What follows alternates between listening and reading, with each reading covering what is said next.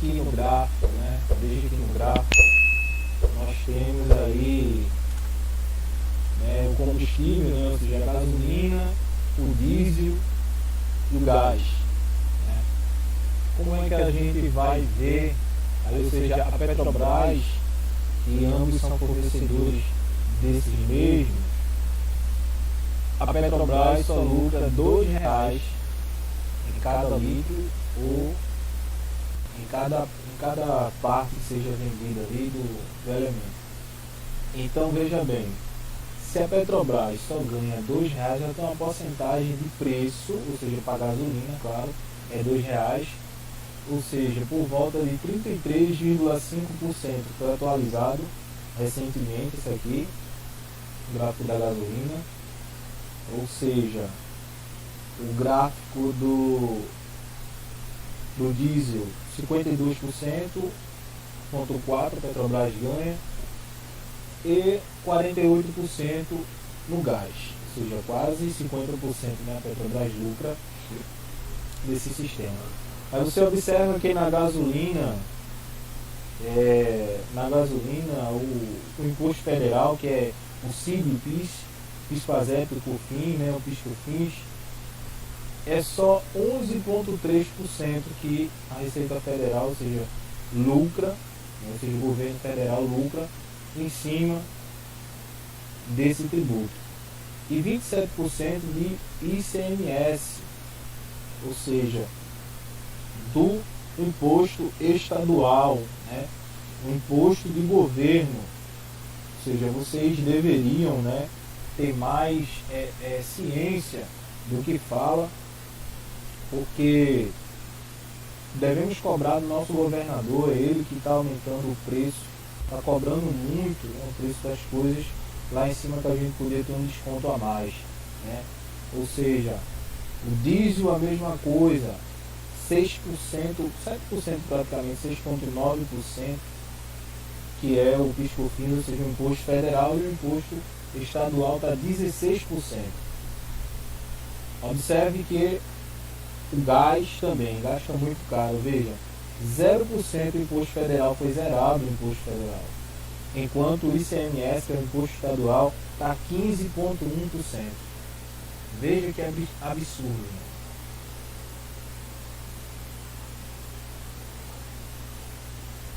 Veja você que absurdo. Ou seja, desse jeito a nossa moeda ela não vai crescer. O que é que houve aqui? Desde 94 para cá, uma grande inflação. Ou seja, Lula foi presidente em 2003, né? Fernando Henrique já tinha elaborado com a sua equipe econômica um grande projeto para o Plano Real, que o presidente Lula, quando chegou, que outros acreditam que ele criou, né, esses bônus, né, que dá para a família, ele só alterou o nome para Bolsa Família, mas aí existia Bolsa Escola, Vale Gás, se eu não me engano, esses tipos de bônus que eles dão para a família já existia. Então, eu quero mostrar para vocês aqui, cadê? Espera aí, quero mostrar para vocês aqui o que está rolando,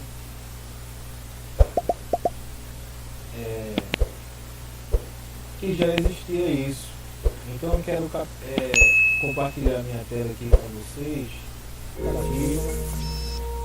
Nos últimos anos, a situação econômica da Venezuela colocou muitos venezuelanos em xeque. As principais notícias relacionadas ao país provavelmente envolveram temas como pobreza extrema, fuga em massa e uma população arrasada, enfrentando uma constante falta de itens de necessidade básica, como medicamentos, produtos de higiene e até mesmo comida. Dados da Unicef apontam que só entre 2015 e 2019, mais de 250 mil venezuelanos vieram buscar refúgio aqui no Brasil. E a ONU estima que cerca de 7 milhões de pessoas necessitem de ajuda humanitária por lá. Atualmente, os venezuelanos recorrem ao mercado negro para conseguir sobreviver, enquanto o salário mínimo no país equivale a míseros $2,40. Em 2020, quando o mundo inteiro foi atingido pela pandemia, a situação na Venezuela ficou ainda pior. A falta de testes, a pouca transparência por parte do governo em relação aos dados oficiais e a perseguição aos profissionais de saúde que vazassem qualquer informação impediam a obtenção de dados oficiais minimamente confiáveis.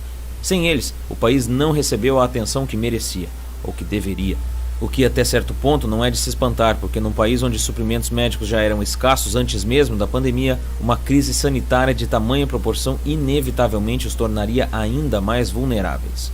Mas o que chama mais atenção nisso tudo, e o que provavelmente muita gente não sabe, é que esse mesmo país, até pouco tempo atrás, não somente era uma democracia, como era a democracia mais rica de toda a América Latina. Um país tão influente e promissor que ajudou até mesmo seu principal arqui-inimigo, os Estados Unidos, prestando assistência a moradores de comunidades carentes da cidade de Nova York. Este é um presente vindo do coração do povo venezuelano para o coração do povo americano, foram as palavras do presidente da Citgo Petroleum, uma das empresas da Citgo America, subsidiária da estatal venezuelana, Petróleos de Venezuela, uma espécie de Petrobras venezuelana. Como um dos países fundadores da OPEP, a Organização dos Países Exportadores de Petróleo, a Venezuela possui nada mais nada menos do que a maior reserva de petróleo bruto do mundo. No fim dos anos 30, o país já era o terceiro maior produtor de petróleo a nível global, bem como o principal exportador. Durante a década de 50, a Venezuela viu seu PIB crescer de tal forma que no fim dos anos 50, o PIB per capita dos venezuelanos quase alcançou o da Alemanha Ocidental, que havia passado por um verdadeiro milagre econômico nas mãos de Ludwig Erhard. Em 1950, a Venezuela se tornou a quarta nação per capita mais rica do mundo. A produção de petróleo no país atingiu o auge na década de 70, quando a OPEP impôs um embargo aos Estados Unidos, fazendo o preço do barril quadruplicar.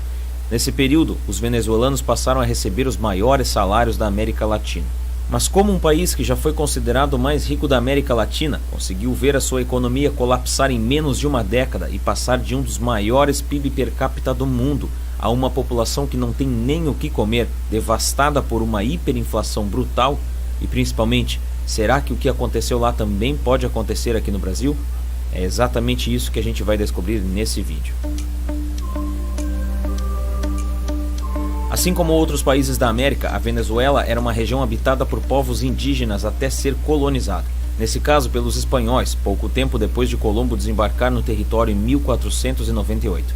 E assim permaneceu durante boa parte de sua história, até se tornar independente em 1819, sob a liderança de Simón Bolívar. A partir de então, a Venezuela se tornou parte de uma república chamada Gran Colômbia, formada da união de 4 países: Venezuela, Equador, Panamá e Colômbia. A aliança entre eles acabou em 1830, quando a Venezuela resolveu seguir sozinha após a morte de Bolívar. Depois disso, a história da Venezuela foi marcada por instabilidade política, diversas ditaduras, guerras civis e todo tipo de conflito. Nesse meio tempo, iniciava na Europa uma batalha de proporções nunca antes vista: a Guerra Mundial. A Primeira Guerra Mundial foi decisiva para a indústria petrolífera, já que pela primeira vez na história uma série de veículos motorizados estavam sendo usados em combate. Nesse período, meios de transporte como tanques, carros, caminhões, aviões e navios se tornaram parte fundamental dos esforços de guerra. Para se ter ideia do aumento do número de veículos durante a guerra, quando os britânicos lutaram na França em 1914, eles contavam com pouco mais de 800 carros e 15 motocicletas.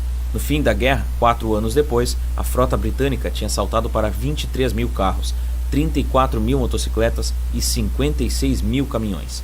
Todos esses veículos significavam uma coisa: uma alta demanda por combustível, ou seja, por petróleo. Essa foi a oportunidade perfeita para os venezuelanos entrarem de vez no mercado internacional e assumirem uma posição de prestígio.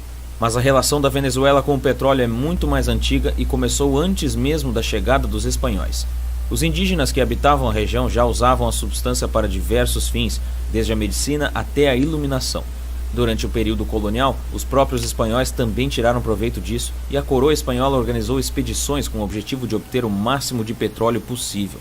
Mas a grande virada da Venezuela veio mesmo com o fim da Grande Guerra, quando o país descobriu que possuía reservas gigantescas de petróleo na região do Lago de Maracaibo. Tudo isso numa época em que o petróleo estava em alta. A demanda por ele só crescia e o mundo logo se tornaria extremamente dependente de seu uso. assim como acontece até hoje. A partir daí, o país se tornou um dos principais exportadores de petróleo do mundo. A produção era tão boa e estável que durante a Segunda Guerra Mundial a Venezuela era a fonte mais confiável de petróleo para os norte-americanos. Em 1976, o governo democrático nacionalizou a produção de petróleo e criou a Petróleos de Venezuela, ou PDVSA, uma companhia estatal responsável pelo petróleo. Mas nos anos 80, o preço do petróleo caiu e a economia venezuelana enfrentou uma de muitas crises que viriam. Além disso, a corrupção começava a se tornar muito mais visível no país e a situação política ficou extremamente delicada, o que resultou em ondas de protestos, forte repressão policial e muitas mortes. Todo esse cenário abriu caminho para que uma nova ideologia política ganhasse força e, após tentar por 2 vezes assumir o país através de um golpe, o oficial militar Hugo Chávez foi finalmente eleito democraticamente em 1998, derrotando os partidos tradicionais. Chávez presidiu a Venezuela entre os anos de 1999 e 2013 e, apesar de ser considerado uma figura controversa até os dias de hoje, foi incrivelmente popular entre os venezuelanos e sua ideologia política foi batizada com o seu nome. Era o início do chavismo na Venezuela. Uma das razões que explica a popularidade de Chávez tem a ver principalmente com uma série de programas sociais desenvolvidos durante o seu governo, que melhoraram substancialmente a qualidade de vida do povo venezuelano. Ou pelo menos, era o que eles achavam. O que aconteceria depois de 2013 ganharia um capítulo à parte nos livros de história.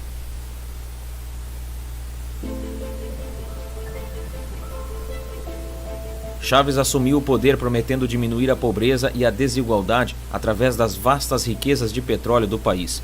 Com um discurso bastante alinhado à esquerda política, ele até parecia querer seguir a sua filosofia de dar poder ao povo.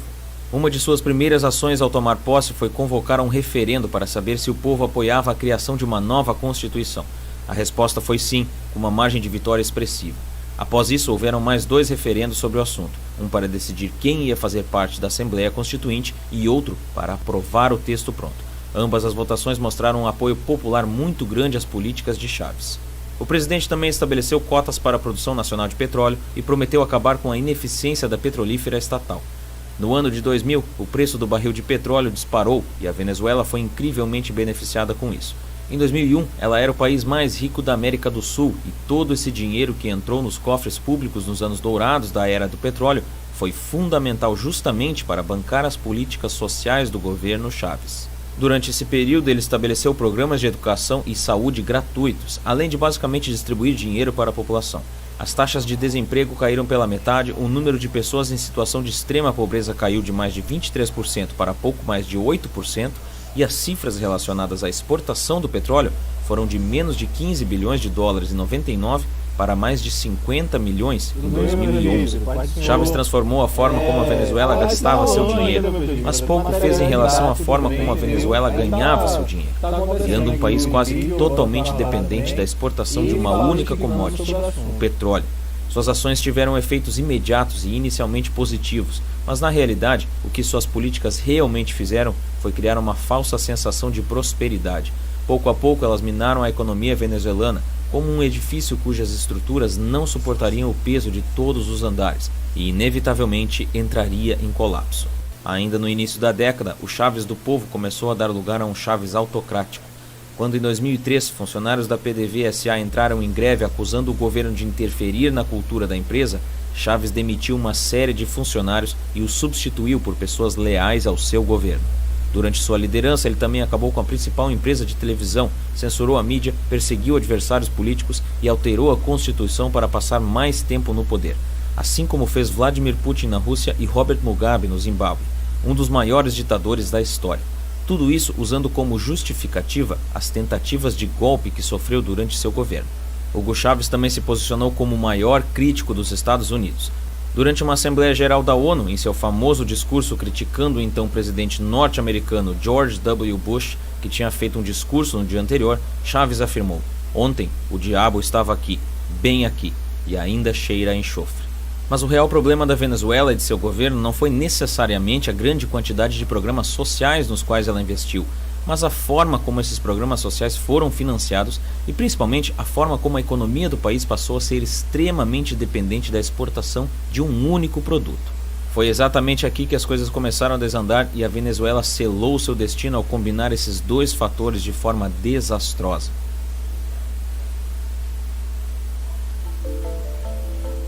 Durante os anos de alto lucro com a petrolífera estatal Petróleos de Venezuela, a renda do governo venezuelano era incrivelmente alta e os anos dourados pareciam que iam durar para sempre.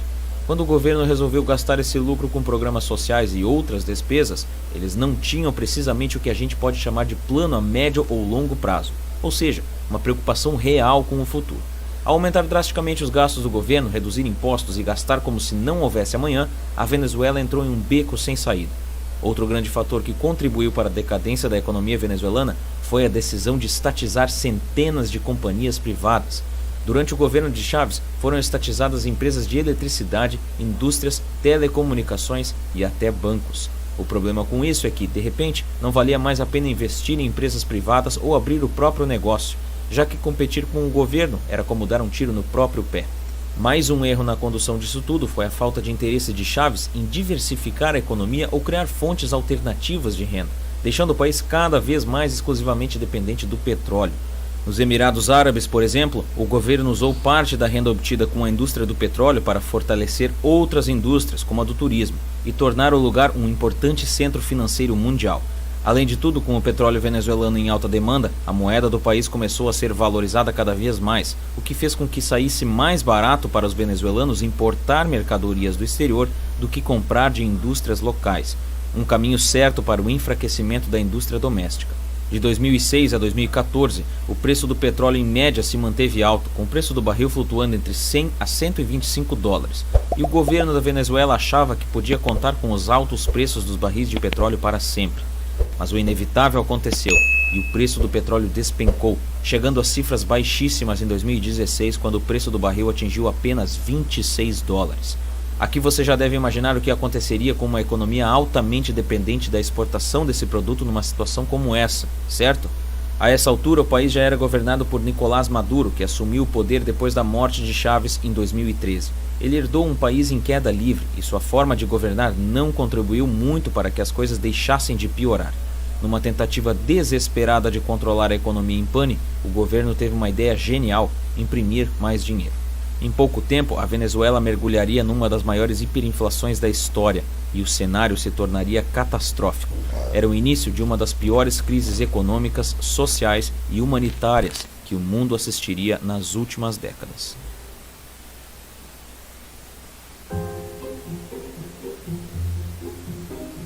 Enquanto seu país mergulhava em uma profunda crise, Nicolás Maduro fez questão de dificultar o trabalho de monitoramento da comunidade internacional, continuando o legado de Chávez de repressão política e censura. Em 2014, por exemplo, o Banco Central da Venezuela parou de divulgar dados sobre a economia de maneira regular. Apesar de não termos dados oficiais do governo, a gente sabe que toda a má gestão durante o governo Chávez e o governo Maduro levaram o país ao caos total, uma verdadeira sucessão de falhas inacreditáveis que teriam consequências catastróficas. Todas as indústrias venezuelanas colapsaram, com exceção da petrolífera, e mesmo com todos os erros, a Venezuela ainda continua extremamente dependente dela e o petróleo representa 95% das exportações do país. A hiperinflação fez com que o bolívar venezuelano passasse a não valer nada. Na data em que esse vídeo foi feito, $1 americano equivale a mais de 4 milhões de bolívares, segundo o Google Finance. Em 2014, no início da crise, esse valor era de pouco mais de 6 bolívares. É como se $1 americano passasse a valer mais de 4 milhões de reais em poucos anos. Maduro estabeleceu um preço fixo para alguns tipos de alimentos, como ovos e manteiga. Mesmo assim, eles custam mais do que um salário médio mensal e a escassez de comida força a população a aderir ao mercado negro. Um exemplo da precariedade dos salários por lá é que, mesmo com um multiplicador sobre o salário por profissionalização e tempo de serviço, uma espécie e abono salarial, um funcionário público com doutorado e 20 anos de carreira não chega a ganhar mais do que $35 por mês, o que não cobre nem a cesta básica e não é suficiente nem para sobreviver. A criminalidade e a violência estampam os 4 cantos da nação, o que não é de se espantar. Feirantes vendem carne podre por conta dos blackouts constantes que impedem a refrigeração adequada do alimento e, mesmo assim, muitos clientes só conseguem pagar por restos, como as patas do boi ou gordura. Trabalhadores agora desempregados vasculham lixo em busca de comida. Por essas e outras, não é difícil entender por que tantos venezuelanos têm tentado desesperadamente fugir do país, procurando refúgio nos países vizinhos. Isso inclui profissionais qualificados, até mesmo os das petrolíferas, afundando ainda mais a produção nacional e agravando ainda mais a crise econômica. como um grande efeito dominó. Segundo a Human Rights Watch, mais de 5 milhões de pessoas saíram do país desde 2014, o equivalente a cerca de 18% da população venezuelana. Enquanto isso, Nicolás Maduro aperta o cerco contra seus opositores políticos, controlando cada vez mais as instituições nacionais, o que significa que é improvável que vejamos ele deixar o poder em breve. Um estudo feito entre 2019 e 2020 pela Universidade de Caracas mostrou que 96% da população venezuelana foi considerada pobre e desses, 70% viviam em estado de extrema pobreza. Com todas as outras indústrias quebradas, uma das esperanças da Venezuela é a recuperação do mercado petrolífero, de forma que o dinheiro comece a entrar novamente e investimentos para diversificar a economia possam ser feitos. Mas para isso acontecer, a verdadeira esperança da Venezuela está em conseguir voltar a ser um país democrático, colocando um ponto final nos regimes ditatoriais e corruptos, que afundaram o país numa tentativa incontrolável de manter políticas populistas economicamente insustentáveis. Os últimos anos foram marcados por uma crescente preocupação por parte das organizações, sobretudo daquelas da iniciativa privada, em relação à sustentabilidade e responsabilidade social, de tal forma que hoje é muito mais difícil prever qual rumo a indústria petrolífera tomará nos próximos anos e se ou quanto a sua influência será reduzida daqui para frente. Apesar da economia brasileira também não andar nada bem, do desemprego e da inflação batendo recorde a cada dia que passa e das notícias de corrupção envolvendo a nossa política terem se tornado uma espécie de enredo da sessão da tarde, nós ainda não estamos no mesmo caminho que a Venezuela. Ainda. A indústria brasileira tem muito que melhorar, isso é fato, mas a nossa economia ainda é muito mais diversificada que a venezuelana. A nossa agropecuária é forte e o petróleo representa uma parcela muito menor do PIB brasileiro, embora ainda seja uma parcela significativa. Também temos uma diversidade de riquezas naturais maior que na Venezuela, em grande parte por conta da extensão territorial brasileira, que é o quinto maior país em extensão territorial do mundo. Nós exportamos minério de ferro, cana-de-açúcar, aço, café e soja. Isso não quer dizer que a economia do nosso país deva servir de exemplo ou que a gente não precise ficar de olho caso uma possível crise como a da Venezuela esteja prestes a acontecer. Na verdade, independente da nossa ideologia política, é essencial ter em mente que é nosso dever fiscalizar as políticas adotadas pelos nossos governantes, sejam elas quais forem, e pressioná-los ao menor sinal de má gestão. Não esqueça que eles trabalham para você. Afinal, a Venezuela é só mais um entre tantos outros exemplos de país onde péssimas políticas e altos índices de corrupção atropelaram oportunidades e faliram uma nação que tinha tudo para dar certo. Eu estou fazendo usando esse sistema de compartilhamento de tela. Já tomou muito tempo meu, e eu vou colocar essa live, a próxima live, provavelmente para outro momento, né, para outra live, e eu quero compartilhar com vocês. Então quem estiver vendo esse vídeo aí, ó, compartilha, deixa um comentário, faz como você quiser, mas marca alguém, compartilha aí, deixa um like, tá certo?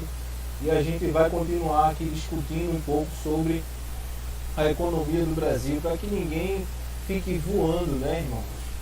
Tem muita gente aí apoiando o presidente Lula, não sabe realmente o que está acontecendo e o que aconteceu, né? Porque Lula ele fez muitos negócios, né, com a Venezuela, e a Venezuela chegou até, ou seja, na verdade ainda está devendo bilhões, né? Ou seja, quase 300 bilhões de reais da época. A Venezuela ficou devendo ao BNDES, né? E essa dívida até hoje ainda conta aí, mas eles deram o calote, né? Não se sabe como foi, se o presidente está envolvido nesse arrumadinho, mas a verdade é que o Brasil que ficou no prejuízo, né? Hoje esse dinheiro poderia servir para algum programa social, poderia servir para hospitais, poderia servir para alguma coisa, irmão, mas não. Aí as pessoas olham e atacam o presidente local. Eu quero mostrar uma coisa aqui para vocês, rapidinho, sobre o mercado, para vocês tentar pelo menos ter uma noção, né, do que a inflação gerou. Ou seja, o que é inflação?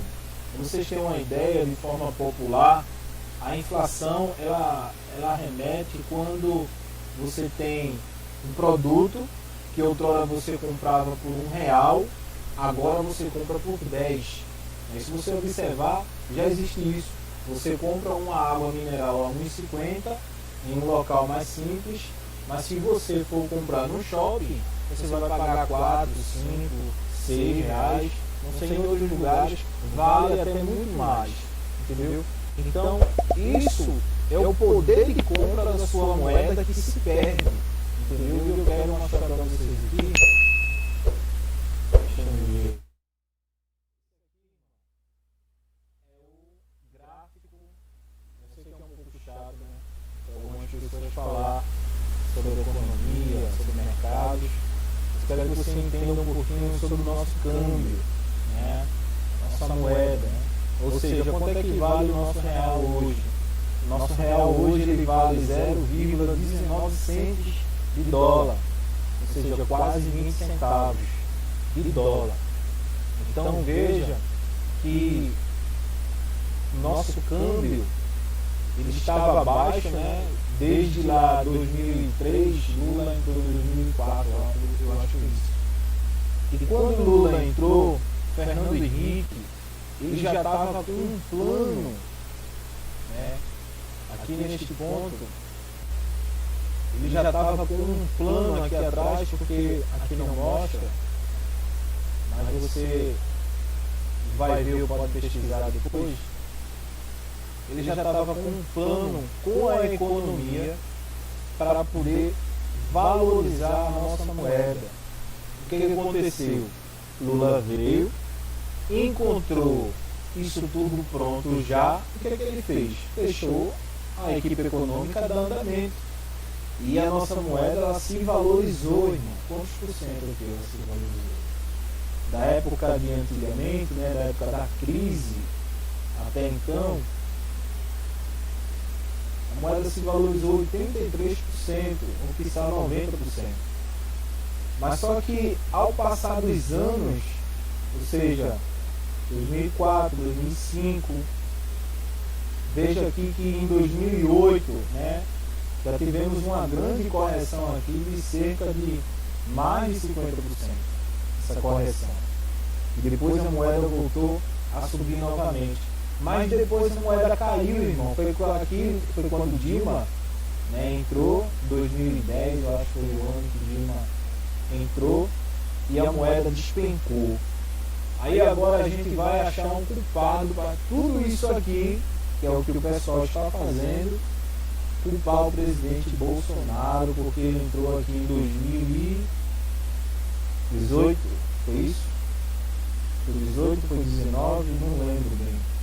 Mas ele entrou nesse período, e aqui nesse ponto exatamente, 2020, fevereiro, março, por aí, ou seja, ele pegou, ainda conseguiu deixar estável, né, a moeda, não ele, a equipe econômica dele, mas veio, né, o corona, né, o corona crash, e quando veio, derrubou mais ainda o nosso câmbio.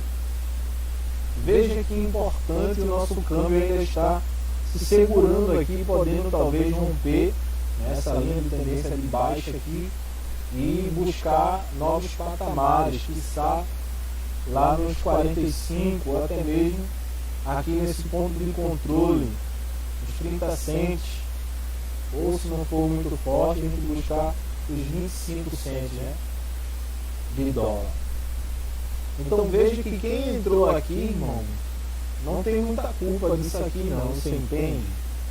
É isso que eu quero mostrar para o pessoal, né, que chama o presidente de genocida, porque os pobres antes tinham mais dinheiro, que isso e aquilo. Então observe que esse dinheiro que os pobres tinham lá atrás não passa de uma ilusão, porque ele aqueceu a economia aqui, a economia foi aquecida, mas logo depois a gente sentiu o efeito. E quando se sente esse efeito, o que é que acontece? O preço da moeda é automaticamente desvalorizado, né? E a nossa moeda ela vai desvalorizando. Se, ou seja, houvesse a impressão de mais dinheiro agora, como é que estava o país? Com certeza estaria no pior do que está agora, num grande colapso. Então eu quero que vocês entendam, irmãos, né? Não que vocês vão estudar economia, etc. Mas eu quero que vocês entendam o básico. Veja o que aconteceu aqui nessa reportagem, né? Que Nicolás Maduro, deixa eu colocar aqui, aconteceu lá. Veja essa reportagem aí.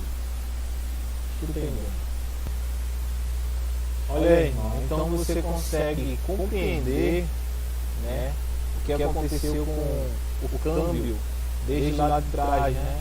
2007, né, tanta falta de dinheiro, né? Porque que o Brasil, né, ficou tão endividado, ou seja, Lula quando entrou, a dívida do Brasil acredito que estava em 200 milhões, ou foi bilhões, e quando saiu chegou a 300, quase 300 bilhões que o Brasil é devedor de dívida internacional, né?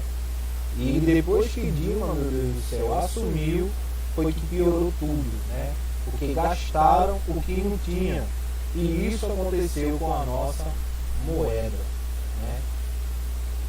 É isso que acontece, né? Mas graças a Deus, irmãos, graças a Deus, né, o nosso Brasil ainda não é uma Venezuela, né? Para quem está chegando agora e não viu aí os que eu mostrei no início, né? Não sei se todos já viram, mas aqui está o imposto federal, né, que é o PIS/COFINS, né, e o ICMS como imposto estadual. E você vê o que a Petrobras cobra, né, em verde, né, em verde claro, quase um azul claro bebê, né, imposto federal, e o laranjado, imposto estadual. E você vê, né, o que sai lá na bomba, né, gasolina, diesel e gás. Ou seja, o gás estadual ele zerou. O estadual não, o federal, ele zerou o imposto. E você vê, enquanto tudo está caro, o governo continua comendo a sua fatia, né? O governo não deixou aí de botar a mão em nossos impostos, né? E isso acontece, isso aqui, irmão. Perca do nosso valor da moeda. Verdade? Então você que defende, né, o ex-presidente Lula, né, observe que isso aqui também é graças a ele e sua política, né, porque ele não criou muitos benefícios não, ele só deu andamento a alguns benefícios já existentes, principalmente quando o presidente Fernando Henrique Cardoso ele havia saído, né? Eu vou deixar esse vídeo para encerrar, né, que é o vídeo de quem defende o Lula, que acha que com o Lula era melhor, com o Lula o povo pobre tinha dinheiro, né, que isso, que aquilo outro. Aí eu vou deixar aí, irmãos, para vocês meditar, e logo mais eu venho aqui para a gente se despedir. O governo ele tem, quando abrir a boca, as pessoas têm que acreditar. Para quem que rouba celular para vender, para ganhar um dinheirinho. Depois vão tomar cerveja junto. Então é isso que nós temos que pensar.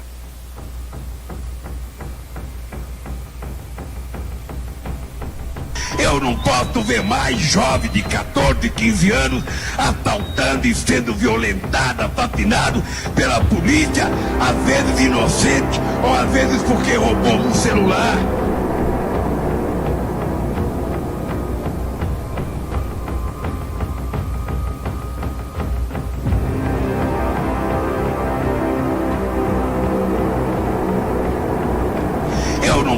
Ver mais jovem de 14, 15 anos assaltando.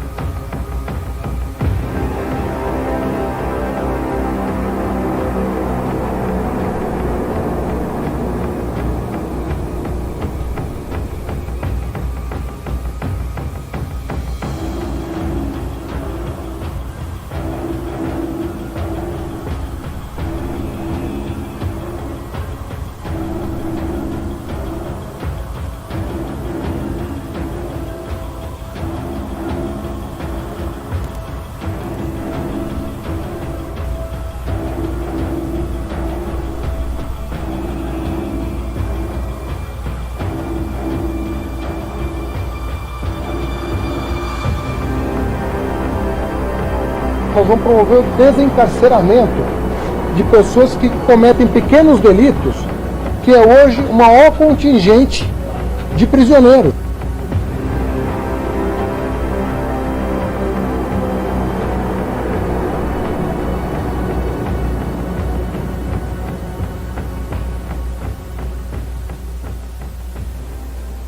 Eu não posso ver mais jovem de 14, 15 anos assaltando e sendo violentado, assassinado pela polícia, às vezes inocente, ou às vezes porque roubou um celular.